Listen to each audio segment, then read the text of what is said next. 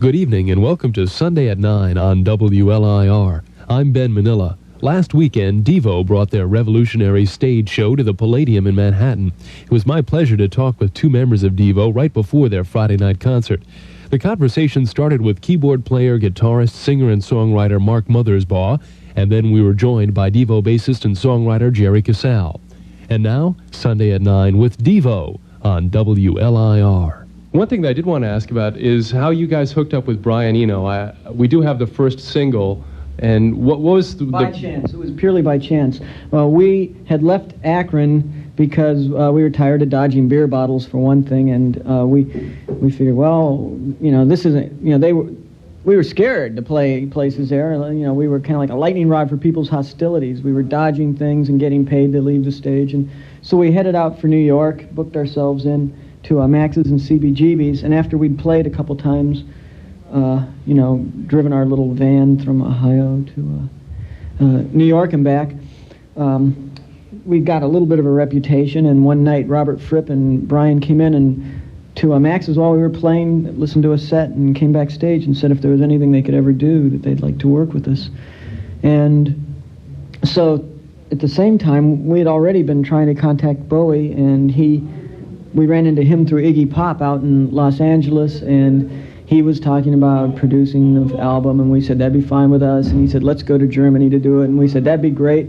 And then he, while we were in his hotel room, they delivered a package to him, and it was the script for Just a Gigolo, and he'd been accepted on the part, and he said, oh no, I really want to do this, and we said, well, we really want to do our album, and it was the same time period, so he said, well, what if we got somebody to co-produce it with me, and I'll be in Berlin doing Just a Gigolo, and then I could come over to the studio and when I get off at night. And we said, well, that's okay with us. And because we had been talking to Brian, and Brian had a studio in Germany that he liked a lot, which was Connie's studio, Connie Plank in Cologne. So as it ended up, we had no money and no record company, and so Brian loaned us some money and paid for our studio costs in Germany. And David proceeded to find out how exhausting his schedule was for Just a Gigolo, which meant that when he'd finally make it from Berlin to Cologne, he'd be like laying down flat, unable to move, and so it became a Brian Eno album. I'm Ben Manila. We're WLIR. We're with Mark, and Jerry just walked in from DEVO. We're doing a little bit of retrospective here from the early days. I remember seeing you guys at the Bottom Line right after the first album came out. That's right. And you guys hit Saturday Night Live the same time. There was a lot of negative feedback as well as positive feedback for what you guys are doing, wasn't there? Well, I think that's never stopped. I mean, I don't know what kind of answer you're looking for, but we never didn't expect that, if that's what you're asking. Mm-hmm. Well, I'm just curious how you dealt with it, because it was so. I can just remember getting behind the music and having so many contemporaries of mine saying, "How can you listen to this trash? What is this stuff?" I mean, it's a taste test. It really is. It separated the hippies from the post-hippies. It separated the people that still think there's a big difference between Democrats and Republicans. And those who know there's no difference. And yeah, in the techno brat culture. Did you get sort of a feeling of comeuppance when Whip It suddenly hit and you guys had, a big top 10 single in the whole trip? Well, no, I mean, that's like just having the bell ring for the end of the round after you've been knocked down about 8 or 9 times. You're just glad to hear the bell. Looking back on, we talked briefly about the first album. Looking back on the early work of DEVO, the first album really stands out in my mind. Do you ever go back and listen to that, or do you just hear the mistakes on it, or the things that you weren't so happy with? No, I mean, we listen to it periodically. Can't avoid it. It was a major statement. There's no doubt about it, and we had a while to create that statement. Yeah. That represented about 4 years of basement work. What about the transition from the first album, Are We Not Men, to Duty Now for the Future? Well, that was the first one that we made with coming right off of a tour and then learning the procedure of where you're just constantly moving from one activity into the next. at a high speed. So actually, the second album basically was most of the songs that we were playing in our live set previous to our first album that hadn't been recorded on the first album. It wasn't really till Freedom of Choice that it was an album full of songs that were all brand new at the time. You guys are tied into almost as much, if not more, than the British bands are, into fashion as well as the music being interrelated. Who's behind that? I mean, is it sort of a group effort, or is there one? Well, it's a group effort, but Jerry has always wanted to have his own boutique, and That's true. He's saving up so that when we get, so that after the albums finally end and Warner's no longer considers us a viable product, there'll be Jerry's house of pasta and fashion. Chrissie Hynde and the Pretenders just released a new single, and the B-side of it is My City Was Gone, and it's all a song about going back to her hometown. We've heard it. What do you think of it? Morose. It's morose. I don't think there's any need to beat a dead horse. I'm really surprised that she's so, I don't know, in one sense culturally primitive, that she would actually see fit to write a song about that seems so heartfelt.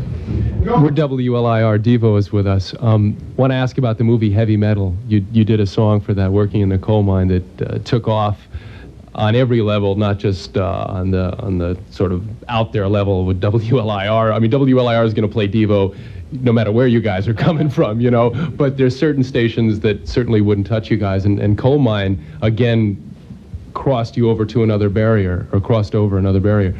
How did you get hooked up with them? I like the way you said it the first time. We live in Los Angeles, and you're constantly hit up with all kinds of bizarre proposals, and that one was so off the wall that it actually seemed appealing. And to have coal mine in among a lot of heavy metal dinosaur acts in a movie called Heavy Metal seemed to us an apt joke. I mean, appropriately subversive. Yeah, it appealed to us. That was real DEVO. And it was a song that we wanted to put on the Freedom of Choice album, and it just didn't seem to fit right. So we had this song hanging around, and it didn't really fit with the New Traditionalist album, which we were writing at the time, and it just seemed like a good way to put it out. Greetings, this is the Reverend Vince Casale for DEVO, saying you're listening to WLIR at 92.7, the station that dares to be different. Were you happy with New Traditionalists? To me, that was a real statement from you guys. To me, that and the first album are the two high points. So just getting into the new album, it hasn't had time to sink in yet for me. But were you happy with New Traditionalists? Well, I really like the songs on New Traditionalists a lot, and the fact that it didn't do better points up what direction the culture was going, basically, and it's just what we were talking about on New Traditionalists, but then, of course, since it went the direction we were talking about, nobody wanted to buy the record, because that's inherent in what we were talking about, that of course they wouldn't. But, there were some problems with the sound on the record, and kind of out of our control, because the 2-inch master tape we recorded on was literally disintegrating before our very eyes while we were trying to mix the record. There was a faulty batch of tape. We had no recourse whatsoever. We couldn't possibly afford to redo the record, and we had to just mix as fast as we could. And it's really too bad. We had all these subsonic frequencies about every third or fourth song that would have made everybody shit when they played the record at home and or over the radio. People would have just had involuntary bowel movements. And we also had supersonic frequencies to make people have orgasms during the last two songs on each side. And just because of the problems with the tape, they didn't really transfer to disc, and we were very disappointed. Is that what happened to me with the new album? I wondered why it was uncontrollably running to the bathroom.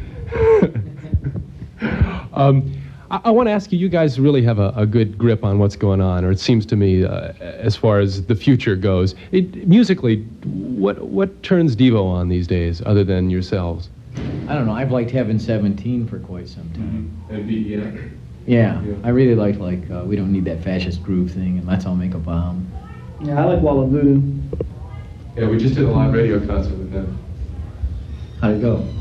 Well, and they were kind of arrogant, and no matter how many times, it was a live concert, and there's certain words that you can say live and certain words you can't say live, and they were really getting off on saying those words live, Yeah. which was sort of disappointing because I think the album is great. Right. We were pounding Mexican radio and Tomorrow, which I love. Don't wait till tomorrow. I love their sound, though. Pretty well. If they ever need a replacement for Stan, send in Ben Manila. You're listening to a conversation with Mark and Jerry of DEVO on WLIR. Tell us about the new DEVO album. Oh no, it's DEVO. How long did it take you to get it together, and are you sick of talking about it, or are you happy with the music that's on it now? Well, yeah, we're sick of talking about it, and yeah, we're happy with the music that's on it. It's ostensibly happy DEVO. Mm-hmm. It's not as caustic of a statement as the last record whatsoever. And stylistically, it's different because we were trying to deal with more or less just kind of like hypnotic constant hooks that had symphonic arrangements. That's what we were dealing with musically. And we were trying to get away from, A-B rhyme schemes, Mm-hmm. 4 lines to a verse, and deal more with call and response, more of a serial structure to a lot of the songs, like Out of Sync and Time Over Fun. Was that conscious? Did you go into the album thinking that? Yeah. That's what we were doing. That's what we wanted to do. Right, and we were also researching the process for doing the show that you'll see tonight with the videos that are behind us at the same time. So it was kind of like a really complex project. Mark, you mentioned video. Certainly DEVO is one of the earliest bands to really get involved with film or video on a creative level from the beginning. That what was the name of it? The beginning of the end? I'm sorry, the end is the beginning? The beginning was the end. The beginning. About the evolution. Right, the truth about the evolution. What's the story about that? How did that come to be? It's just something we wanted to do for a long time. We saved up some money from a graphic arts freelance business in Akron, Ohio, and paid it to a friend of ours who had a 16mm camera named Chuck Statler, who hadn't done anything at the time except some home movies. And we had this idea, and the idea centered around Jocko Homo, which was a film and a song simultaneously. And so we tried to do it with about $3,000, tried to do a home movie, and that's what came out. And for somebody to pompously make a quasi-intellectual statement like that is just, it's a real like rib, because we've been doing that. That's exactly what we were doing, and we don't need any video artists because we are video artists. You see, we're doing all that. We've been our own input, and of course he's right. I wish he was more right. What about the hope for American music? You mentioned Wall of Voodoo, and you mentioned BEF, and Wall of Voodoo is a Los Angeles band, but there are very few American bands, with the exception of DEVO and maybe Our Daughter's Wedding, working within the synthesizer mold. There probably are a lot more, but since America is so inhospitable to that, much more so than British music, they haven't surfaced. You'd have to live in the town where they are. Luckily, Wall of Voodoo's in Los Angeles, and so it got covered. We kind of, were aggressive enough to invade them rather than wait for them to find us. Well, I know you guys are about to go on stage at the Palladium, so I don't want to keep you too much longer, but is there some words of wisdom that you'd like to leave the WLI audience with? Well, I don't know. If I'd be so pretentious as to say we have any words of wisdom. How about parting shots? That's right. Loud shots from the big Spud gun. Well, mutate, don't stagnate, Spud. Well, that's it. Hope you enjoyed tonight's edition of Sunday at 9. This is WLIR at 92.7. Our guests tonight were Jerry and Mark from DEVO. Thanks to everybody in the band. Also thanks to Valerie at Warner Brothers Records. Sunday at 9 is produced by Larry Dunn. I'm Ben Manila. This is WLIR Garden City, the new music station.